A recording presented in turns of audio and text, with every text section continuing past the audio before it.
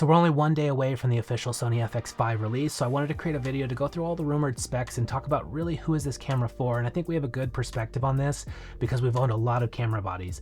I've owned multiple Canon camera bodies in the past. I've owned a Sony a7 III, a7C, Sony a7R5, we have an FX3, we have an FX6, and for our main A cam, we shoot on a Red V Raptor X. So a lot of different camera bodies. I think we have a good perspective on this. So let's dig into all the features and talk about, again, who is this camera really for? All right, let's just get price out of the way here up front. I think it's gonna be the hardest pill to swallow. Sony Alpha Rumors is having this rumored to be somewhere between like $6,000 and $7,000, depending on what you get. $6,000 for the body alone, about $7,000 give or take if you get the XLR handle included with it. I don't know about the price of the external EVF. I think they rumored that to be around $1,000 too. So if you're getting an accessories like $6,000, $7,000, $8,000 plus batteries, plus a lens, all this sort of stuff. So quickly, this is gonna get to like a $10,000 package. And that's for me is like, who is this for? If you're not making money off of this camera, it's probably just not for you. Like if you're shooting YouTube content, if you're shooting, independent like films and just getting started and all that sort of stuff, don't go and spend all of your money on your camera package right away. That would be a mistake. In fact, I just made a video about comparing like just a camera package in like a $10,000 setup to like a $10,000 production setup with lighting and all that sort of stuff. Go watch that if you want to see a comparison and really figure out where you should spend your money. But for what you're getting between like $6,000 and $10,000, I'm not saying that the FX5 won't be worth that price, but man, that's a pretty hefty price tag. If you compare that to like the FX6 when it came out, it was $6,000. Now you can get that used for about $6,000. Has a lot of the same like functionality. It's got a little bit lower resolution, doesn't shoot open gate. It's got some, quirks about it and stuff like that, but I like the body design more, all that type of stuff. We'll get into some of those features, but between that, the FX3, other brands that you could buy either new or used, I feel like there's a lot of options that are going to offer a lot of similar things at this price point, or to the FX5, but at a better price point. So I don't know, like I'm sure it's gonna be amazing. We'll talk through the rest of the features, but that price is pretty prohibitive. So if you're going to just buy this as like a toy, you know who you are if you're just like wealthy enough to do that, but it's gonna be like a $10,000 package by the time you're done with it. So if you're deciding whether or not you're going to get this camera based off of the price, I think the hard line is, are you gonna make money off of this camera or not? If the answer is no, this probably isn't the camera for you. If the answer is yes, then you got to take a look at all the other features. So let's dig into some of those rumors. So let's talk about the sensor really quickly. It's a 16 megapixel sensor, which seems like that's going to make sense for still having good low light capabilities, but a little bit more resolution than what we're used to when it comes to the FX3 and FX6. So that'll be good. It is a stacked sensor and not a global shutter. That is disappointing, especially for someone like us who shoots already on like the Red V Raptor X. That's global shutter. After experiencing that and having that, that's really great, comes with a lot of benefits, and it would have been nice to have a smaller body that would have matched up to that a little bit better. It's not a make it or break it type of thing, and the readout speed will probably be pretty quick. The readout speed on the FX6 and FX3 are decent enough, and we can match those ones up fine to the Red. So it's really not a big deal, but it would have been nice to have global shutter. The nice thing though is that we are going to be able to shoot open gate. And this is great because we've all been asking for this for some time.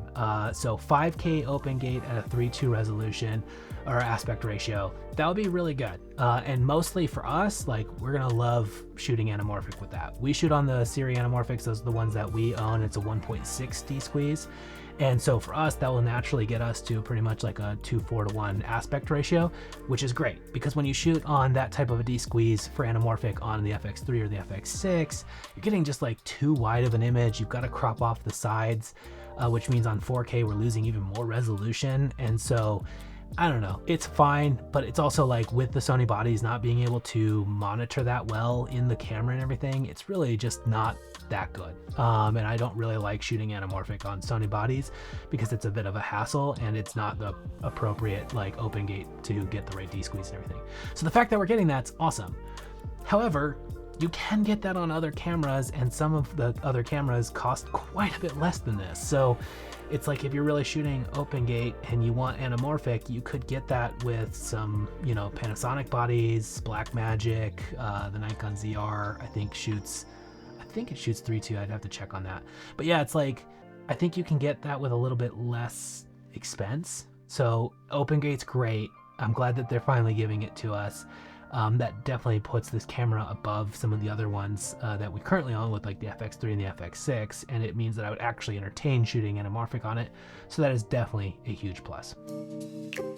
You're gonna be able to shoot internal RAW on this, which pros and cons to that. I know everyone wants internal RAW, and it is great. We shoot RAW on Red, and it's fantastic to be able to get the extra color depth and to be able to play around with the footage more and to know that you have more flexibility in post and all those things is great.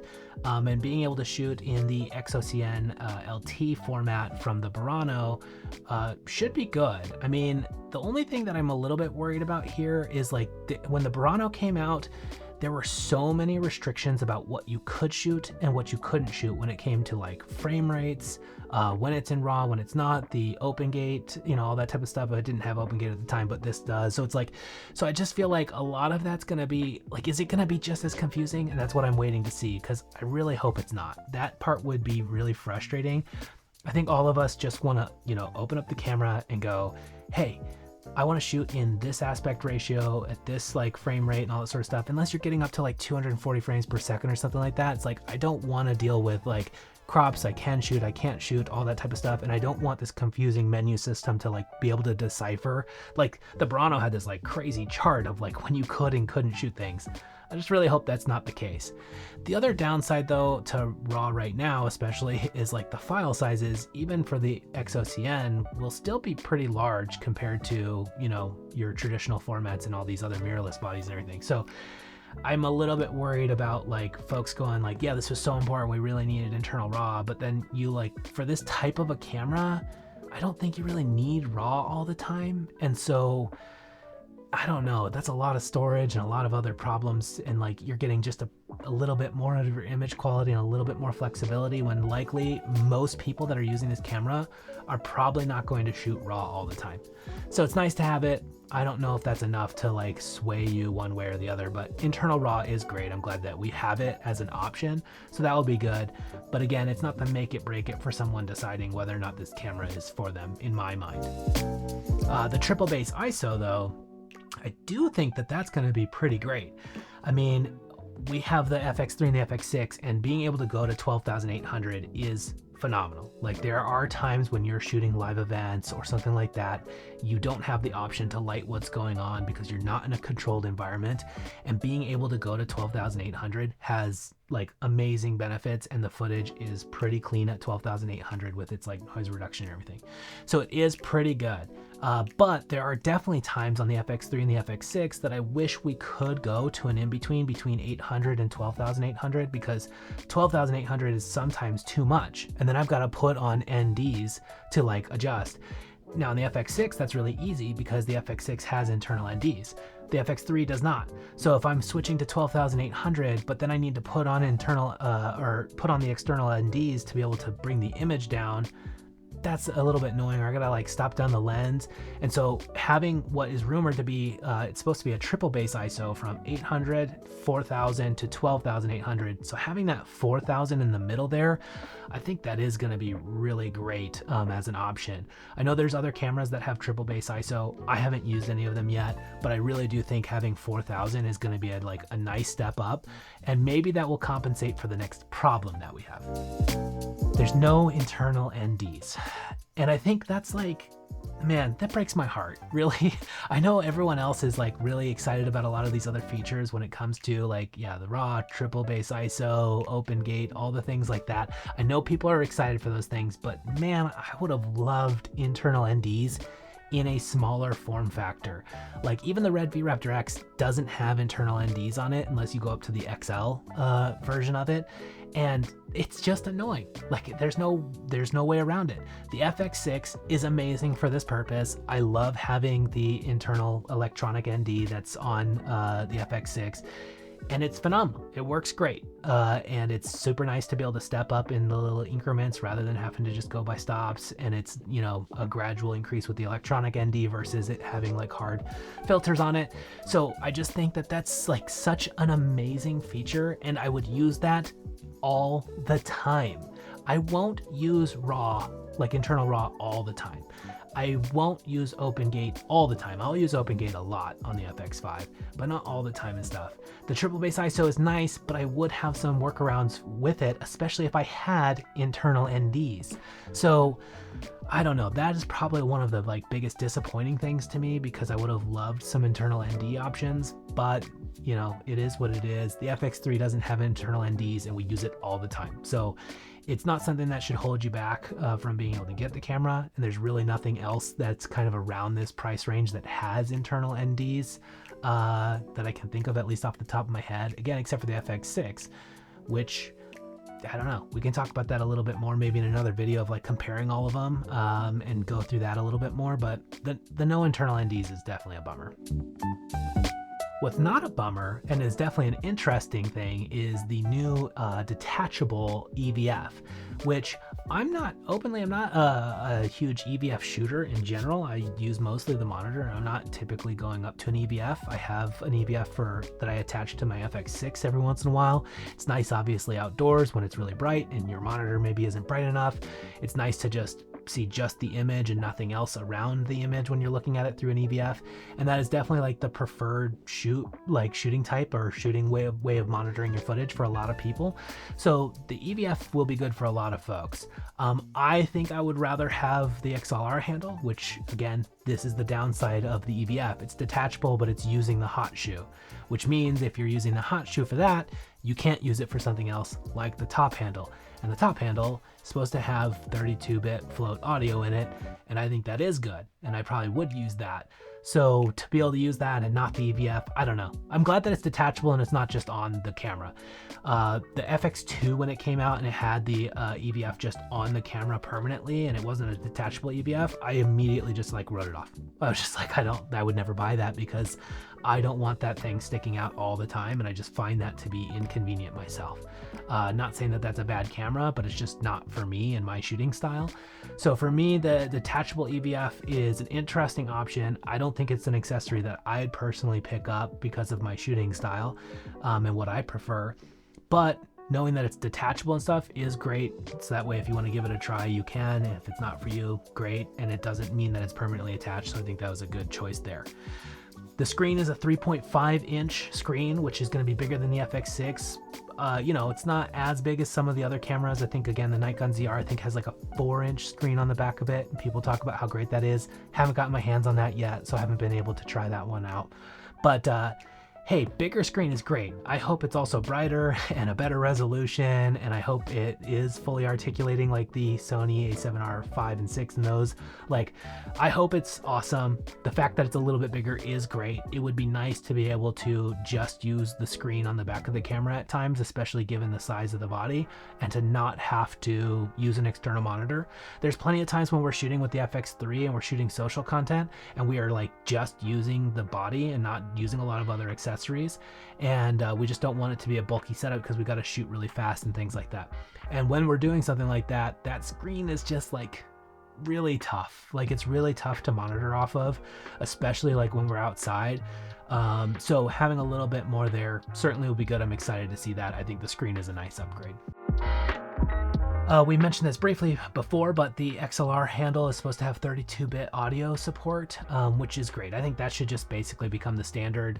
You oftentimes don't need 32-bit audio, but a lot of people are creating on their own. They don't have a chance to monitor all the audio levels and everything like that all the time.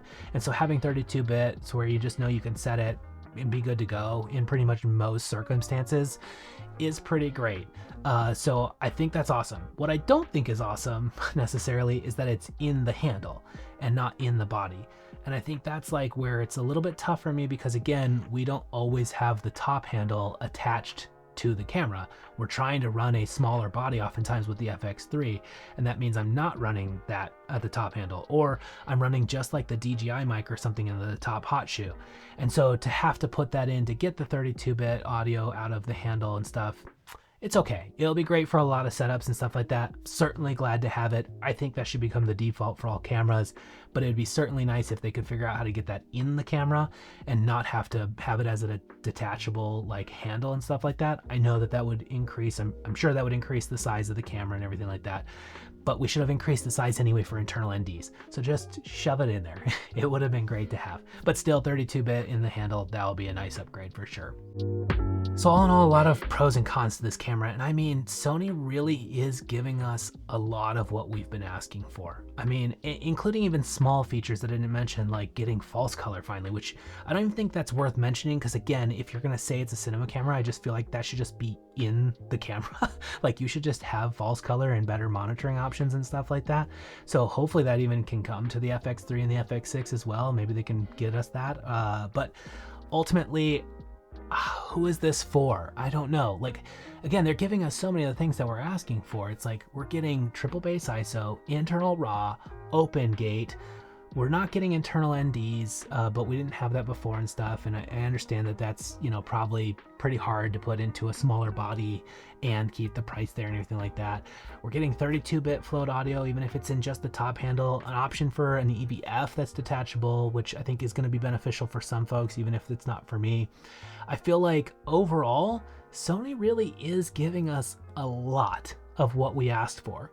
And if this camera would have came out and been like $4,500 or a starting price of like $5,000 or something like that, I think this thing would be flying. And I think it's still gonna sell a ton. I think it's gonna be, you know, the biggest camera of the year probably.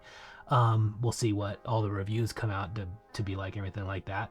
I think there's a good chance we put a pre-order on one. So if you want to stay tuned for more content on like us comparing it to the FX6, FX3 and all that sort of stuff, we'll probably end up doing that.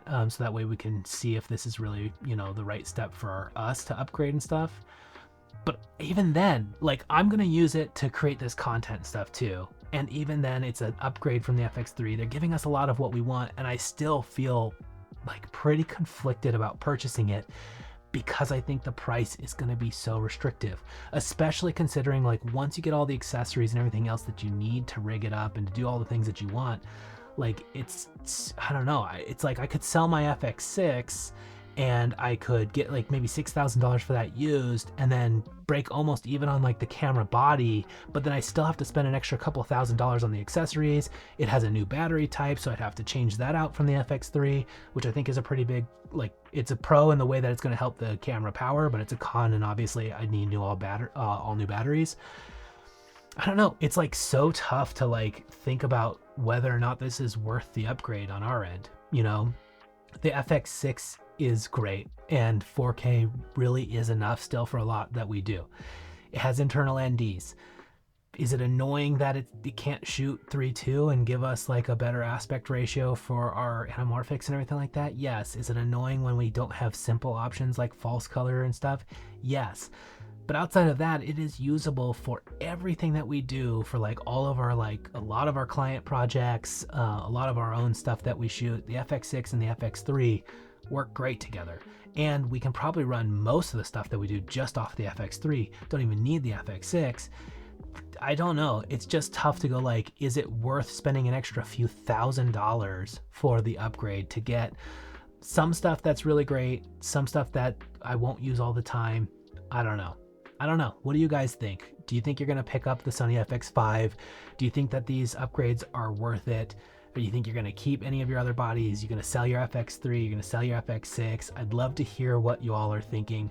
For us, I think we're really leaning towards probably doing a pre-order to compare all of them and then choosing which one to sell or to return, whether that's the FX5 because it's just not worth it for the extra expense, or to sell either the FX6 or the FX3 and to not have those two and just have a different A-B combo. I don't know. I think that's what we're leaning towards, but there's, I think, a real possibility that just due to the price alone, we just go, this really just isn't worth the upgrade, and that we'll continue to wait until we have a smaller body that offers us everything that we need, like internal ND. I might be waiting for a decade. Who knows? It seems like some of the stuff that we ask for, they just either can't or won't give us. I don't know. But anyway, those are my thoughts. I hope that's helpful when you're thinking about your camera purchase and whether or not you're going to upgrade. Again, if you really want to see where you should be investing your money, the camera and the lens and all that sort of stuff is really exciting. These conversations are exciting. I'm a gearhead. I love these conversations. But really, you should be focused on other elements of your production if you haven't built out the rest of your kit. So if you're about to spend $6,000 on a camera body, maybe $10,000 on a camera package total, but you haven't gotten lights and good sound and all the other stuff, you should not be buying this camera. You should be buying other production gear. And I made a whole video about that to compare that, to show you where your money actually should go if you're getting started. So watch that. We'll see you in the next one.